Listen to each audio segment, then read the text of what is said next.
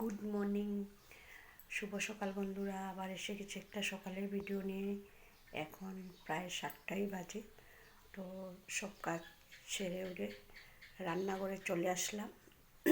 রান্নাঘরে চলে এসে এই যে আটাটা মাইকা রাইখা দিছি। আর দুপুরের জন্য ডালের মধ্যে তোমার কুয়াশার আলু দিছি, এগুলি সিদ্ধ টিদ্ধ করে রাইখা দিছি। তো আমার তো সকালে এখন আবার আরেক জায়গায় সকালে আবার যাওয়ার কথা।